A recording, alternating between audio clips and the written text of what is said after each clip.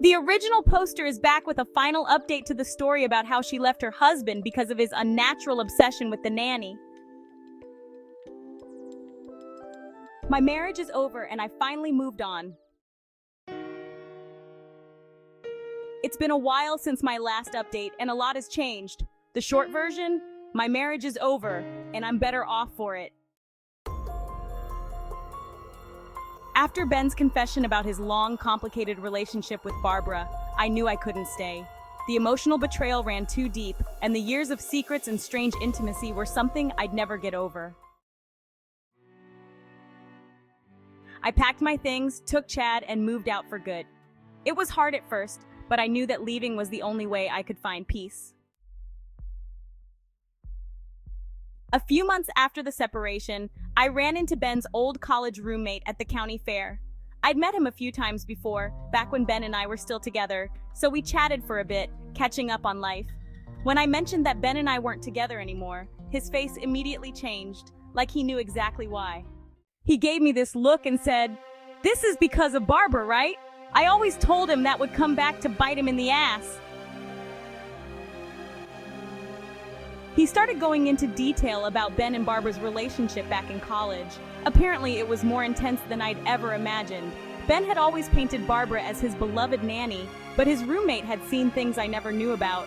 He recalled odd moments like how Ben would constantly sneak off to visit her when she wasn't working, and how Barbara would show up on campus, staying with him under the guise of catching up. He mentioned once finding them curled up on the couch together in a way that was way too cozy for a nanny and her former charge. He also told me that he'd warned Ben multiple times. He said, "I told him having Barbara around after he got married was a terrible idea." There was always this tension between them, this weird vibe that felt like unfinished business. But Ben, as always, had brushed off his friend's concerns. He thought he could keep Barbara in his life without it affecting his marriage. Well, we all know how that turned out. It was almost validating to hear that I wasn't imagining things, that the odd connection between Ben and Barbara had always been there. Even back in college, I wasn't crazy for feeling like I was constantly competing with her. I wasn't wrong to walk away. As for Ben and Barbara, they're not together anymore. She moved out of the house right after I left. From what I've heard, she stayed away for a while, but as soon as Ben started dating again, she popped right back up, hovering on the fringes of his life, just like she always did. I'm happy to be out of that cycle. It was exhausting, and I've realized that the life I was trying so hard to save was never a life I truly wanted.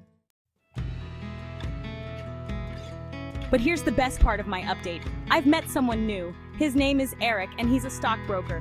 He works long hours, but I never have to share him with anyone. No lingering nannies or secret first loves.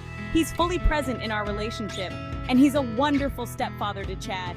We've built a life together that feels real, uncomplicated, and honest. It's everything I never had with Ben, and I'm grateful every day that I found the strength to leave.